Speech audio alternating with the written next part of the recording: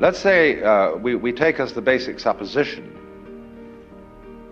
which is the thing that one sees in the experience of satori or awakening or whatever you want to call it, that this now moment in which I'm talking and you're listening is eternity. That although we have somehow conned ourselves into the notion that this moment is rather ordinary and that we may not feel very well and that we're sort of vaguely frustrated and worried and so on, and that it ought to be changed. This is it. So you don't need to do anything at all.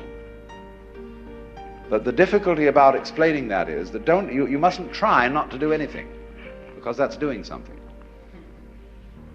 And how to explain that? Because there's nothing to explain. It is the way it is now, you see.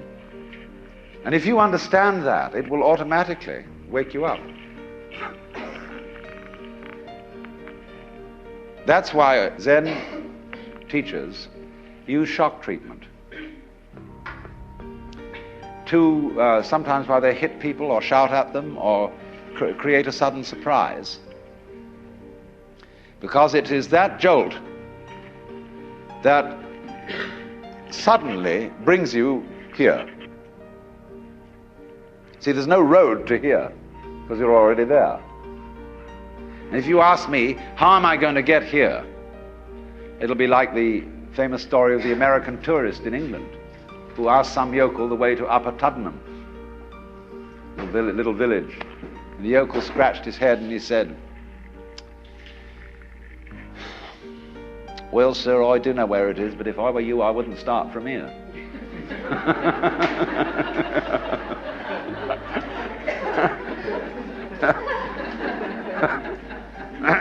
So you see, when you ask, how do I attain the knowledge of God? How do I attain nirvana, liberation? All I can say is it's the wrong question.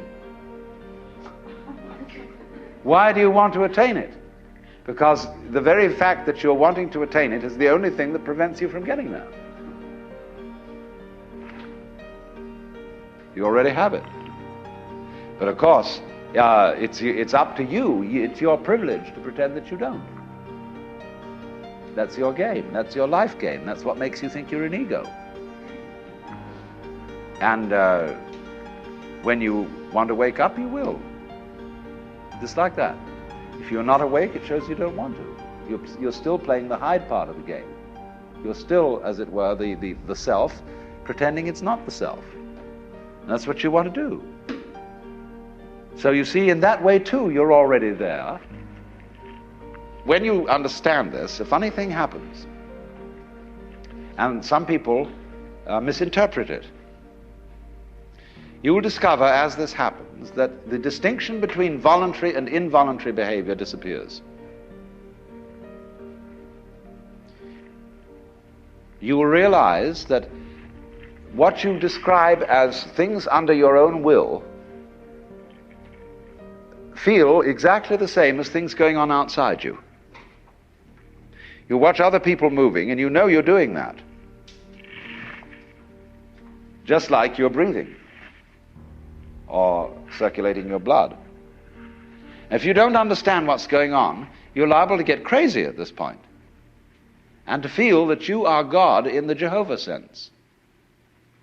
To say that you actually have power over other people so that you could alter what they're doing, and that you are omnipotent in a very crude, literal kind of Bible sense, you see. And a lot of people feel that and they go crazy. They have to put them away. They think they're Jesus Christ and that everybody ought to fall down and worship. That's only they got their wires crossed. They haven't been able to, this experience happened to them, but they don't know how to interpret it. So be careful of that.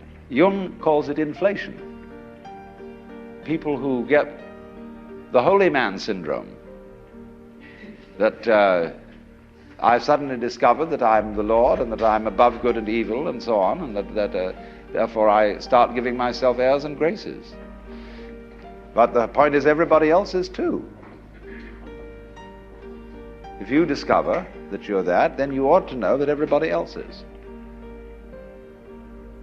Well, for example, let's see how in other ways you might realize this. Most people think when they open their eyes and look around that what they are seeing is outside. It seems, doesn't it, that you are behind your eyes, and that behind the eyes there is a blank. You can't see at all. Turn around and you see something else in front of you. But behind the eyes there seems to be something that has no color.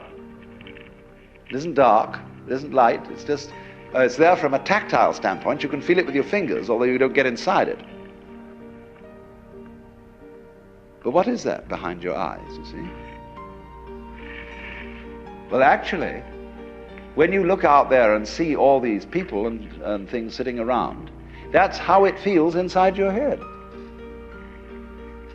The color of this room is back here in the nervous system, where the optical nerves are at the back of the head. It's in there. It's what you're experiencing. What you see out here is a neurological experience. Now, if that hits you, and you feel sensuously that that's so, you may think that then therefore, the external world is all inside my skull.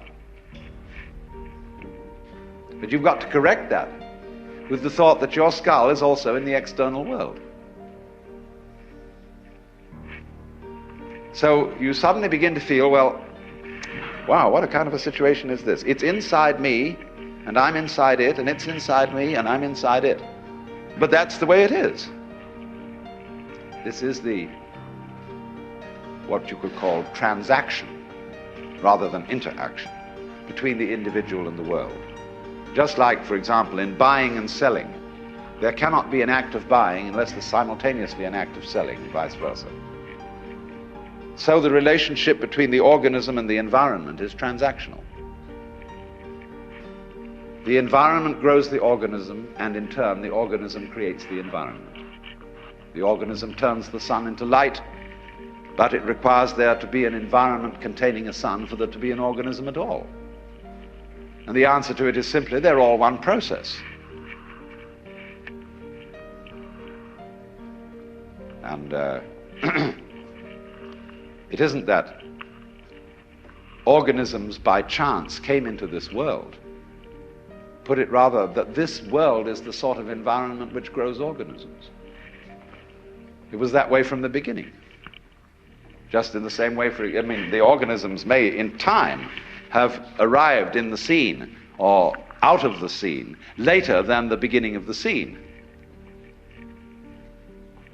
But from the moment it went bang in the beginning, if that's the way it started, organisms like us sitting here, were involved in it. You see, look here, let's take the propagation of an electric current. I can have an electric current running through a wire that goes all the way around the earth. And here we have our power source, and here we have a switch. All right. Here's the positive pole, here's the negative pole. Now, before that switch closes, the current doesn't exactly behave like water in a pipe. There isn't current here waiting to jump the gap as soon as the switch is closed. The current doesn't even start until the switch is closed from the positive pole. It never starts unless the point of arrival is there.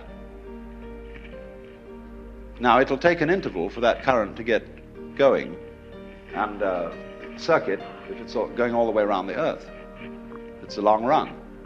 But the finishing point has to be closed before it will even start from the beginning. In a similar way, although in the development of any physical system, there may be billions of years between the creation of the most primitive form of energy and then the arrival of intelligent life. That billions of years is just the same thing as the trip of the current round the wire. It takes a little time. But it's already implied. It takes time for an acorn to turn into an oak. But the oak is already implied in the acorn. And So in any lump of rock floating about in space, there is implicit human intelligence. Sometime, somehow, somewhere. They all go together.